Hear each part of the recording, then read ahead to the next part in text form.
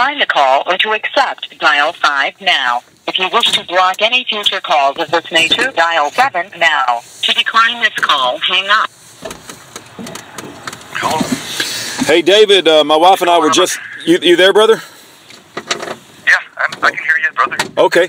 No. We just walked out of the house, and when we got your call, we jumped in the truck so we could have good audio, but it's always good to hear from you.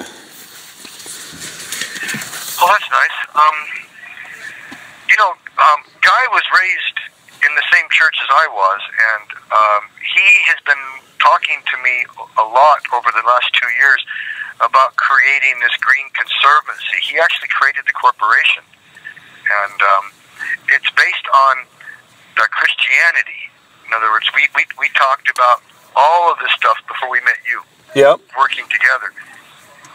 He's totally fed up with his church too.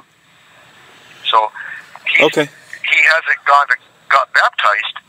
I assure you, he's not Mormon. Very good. Yeah, no, I think that you and him, and I did have a conversation with Guy, and he seems like a very good guy. I know it's funny that his name is Guy, right? But he seemed like a very good individual, and we had a great conversation. And he seems like he's a real supporter of yours, and it's important that you have somebody that you can trust. And, I thought he was very authentic and genuine, and he was a big friend of yours.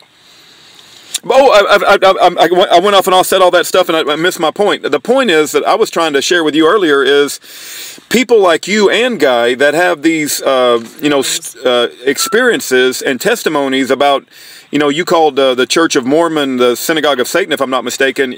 That's incredibly important for other people to hear, and your testimony could be very encouraging for other Mormons and other people who are considering being a Mormon. And it's not to say that I want to go to war with Mormons. The Bundys are Mormon, and I respect what the Bundys did for freedom, but at the same time, I cannot subscribe to this Book of Mormon, Joseph Smith ideology that goes against the Bible, and I've got to stand up for my Christianity, and, and so I think your story is incredibly important along with Guy's as well.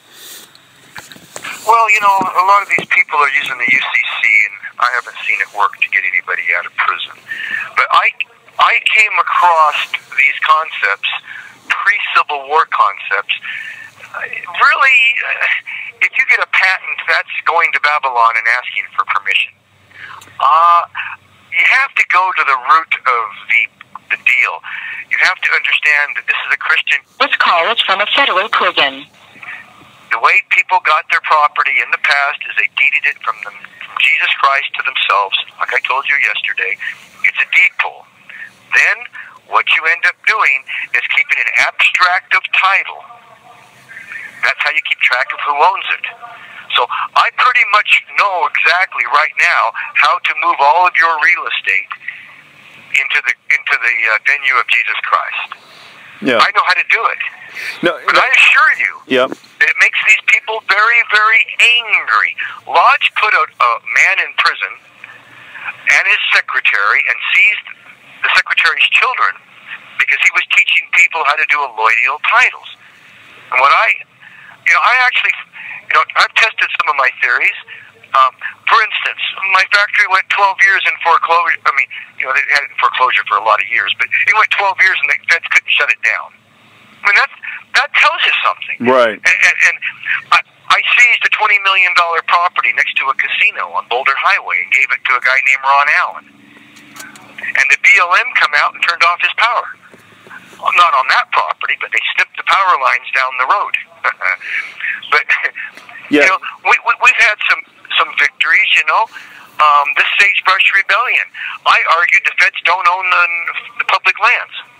But see, in the vernacular of things, there's two of everything. There's two states of California. There's two Texases. Even in the dictionary wording, there's two of everything. Public land is land that belongs to the Babylonian U.S. corporation. If the land is unappropriated lands, that means before the Civil War. So there's actually a word definition that goes along with each concept. They not only change the concepts to get rid of Christ and his concepts, but they've used different words, and they've got us trained to use these words. Yeah, you know, a lot of what you said and are saying, you mentioned the UCC code, and people try to use that, and I'm sure you've heard the term sovereign citizen, and a lot of the people that we advocate for, the Montana Freemen, I don't know if you're aware of, you know, their story, but they were kind of the Bundys before the Bundys. They had a friend that the feds targeted, and they were trying to stand up for their friend, very similar to the Bundys standing up for the Hammonds. And, you know, I think Leroy Schweitzer was very good at at least promoting some of the things he promoted, and they tortured and killed him in prison. And he's you know, we still have one Montana Freeman named Russell Landers that's been in there 22 years. We're advocating for him as well. But I'll say this, in the Patriot community, there appears to be two different viewpoints. One viewpoint is people want to come at it from a legal perspective. They talk legal talk. They mention uniform commercial code. They always talk about like the legal aspect of getting things done. I'm not with those people. It's not to say that I'm against them. I don't know. They usually talk over. They usually talk over my head. Yeah. I believe that Abe Lincoln created all that as part of the conspiracy to take away our rights. Well, there you go. In other words, the UCC code, I don't need that UCC code. It's not mine. It's Babylonian. Yeah. The Bible has the law in it. The law is the Bible.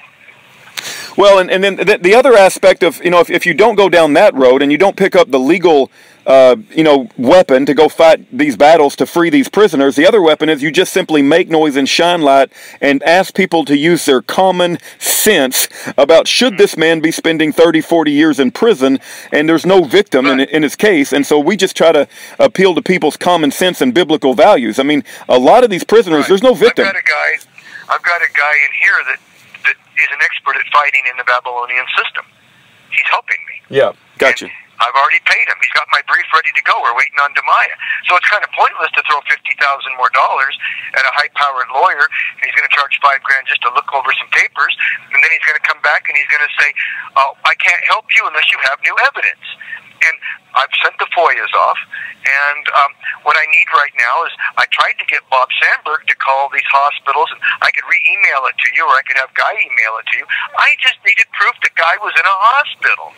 Yeah. If I had the proof that the man spent the 5 months in the hospital, which I know he was, and he was prosecuted for stealing those benefits, I can file my brief and come home. Amen. It's not a secret. If you go to the hospital, it's not a secret that you're in the hospital. It's in the newspaper. Mr. Davis was in the hospital. Blah, blah. It's not a big secret. Right. But see, him being prosecuted for stealing those veterans benefits, the $250,000 hospital benefits, that makes it public. I mean, somebody like you could get on the phone. I just couldn't get Guy to do it. He's been so busy. I need somebody to just prove to me. Now, I wrote down all his lies, and I emailed it to Guy. I just needed somebody to play like a detective and just, you know, he says he worked in 3 hospitals in California. They don't exist. Yeah. He said he was a psychiatrist at Folsom Mental Hospital in Missouri. He was a patient there. I'm sure of it. He's a sick, child molesting rapist kind of guy. Yeah. He's not a psychiatrist, but he made a bunch of statements that if you said, "Well, I got his resume here, this is what he said." This call is from a federal prison. You tell me, did this man actually work there? That's all. Amen. You know, that's all I need to get back in court. I'm struggling here, and my father won't help me. And Bob, he was too sick. You know, he died on me. Bless his heart. But Guy's been so busy. Everybody's so busy, and I just. Well, if I was on the street, I could have probably done this in an hour. And let me offer this thought for you, because you know, we're gonna. Here's my thought on what the conversation we're having right now. I want you to be able to tap in not just to my resources and my time as Rudy Davis, because I got 30, 40 prisoners that call me brother, and I could give you the same story that I'm incredibly busy. But what I can do is I'm gonna take this conversation, I'm gonna upload it to YouTube, and you're gonna get 50 to 100 people, other people that are listening to our conversation, and I want them, because I have seen God bring people together many times, and someone that's hearing your request may decide to go out and investigate this, and he may decide to write you directly. So when you're talking about you need this done or you need that done, imagine you're talking to the body of Christ, right? We're all brothers and sisters in the Lord, and somebody's going to recognize that you're not an insane lunatic or criminal that needs to be in prison, and I believe that God will bring somebody to help you, and I'm going to try to help facilitate. I'll tell you what I'll do. Yep. I will call you back today or tomorrow, and you can record me, and I will read you the letter of the things I was asking to have done. That's perfect. Okay? That's perfect. Perfect. We'll do it. No, okay, I'm going to... You need to know that I think it's a waste of time throwing $50,000 at this thing. No, amen. I mean, I've already Amen. spent $5.5 million. Yeah, I'm with you. I'm with you, David. To win now. I'm with you. I'm with you 100%. I like the idea of copying the Scholars Rescue Fund and making one similar deal to raise money for a lot of prisoners. If you actually were to raise $50,000, $1 from here and $1 from there, I don't need it. I got this guy for $300. He'll do anybody's brief. He's the best. I don't think that you or these other political prisoners are in prison because of lack of money. We're in prison because of lack of moral fabric in this country. You know, if men and women stood up and did what was right, and if we made our voices loudly heard that we're sick and tired of these innocent men and women going to prison, there would be some change if we yelled loud enough to our congressman. And I believe it's not because we don't have enough money. Throwing $50,000 at a lawyer ain't going to fix your problem. I'm in total agreement with you. Right. I've had a lot of ideas, like offering Trump the platinum, offering to tell Trump about the Galt motor. I understand it's not working in the video as good as it could, but I do know that it proved that it violated Lynn's law, and I know they're going to have another video in a day or two. Okay. Maybe today. Okay. Last night there was a fight erupted between Dennis and Guy, and the fight was over that transformer, and now everybody wants to go a different direction. I'm kind of in the middle, and everybody's fighting. Yeah, I can't get people to work together. Well, and it's very common, David.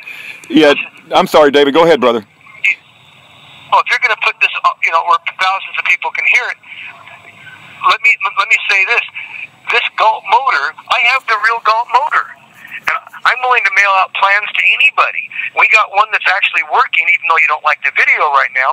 But this is a major story. I want to use my inventions to help prisoners, including myself. David, I'm never going to censor you. I want you to get your message out, and I'm not ever going to take sides. I appreciate the fact that you have a lot of personalities.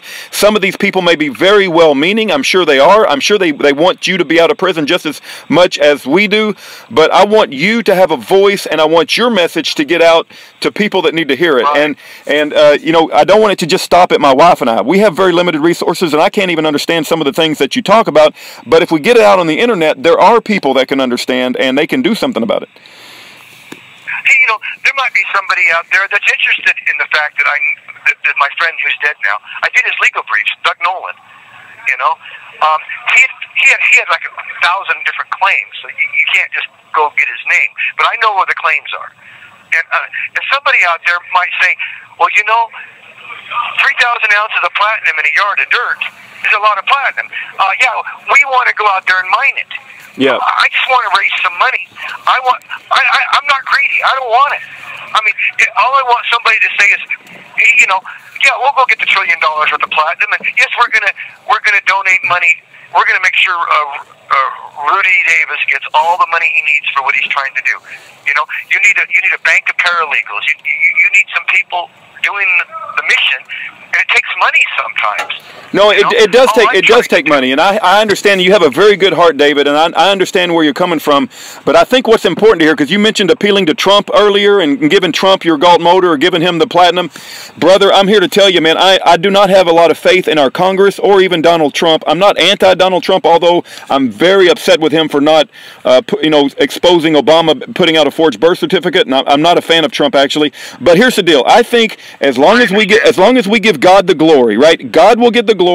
We want to promote truth, and if you allow your truth to get out to the masses, and somebody will pick up on this, and somebody will, God will use somebody. But we have to make sure we appeal to God and not be appealing to these corrupt politicians. Right. But everything I do and everything I did in the past stinks of being the impossible. We're out of time. You do tell some. Yeah. I can remove the common cold. I got a cure for cancer. I can make free energy with magnets and lower everybody's power bill. Everything I say is preposterous. Give me 45 minutes, David. Hey, I want to hear more of what you got. Call me back with the list in 45 minutes. I got things I need to do for 45 minutes. Call me back. Okay, love you. Bye. Okay, take care, David. God bless. Bye-bye. We love you too. Bye-bye.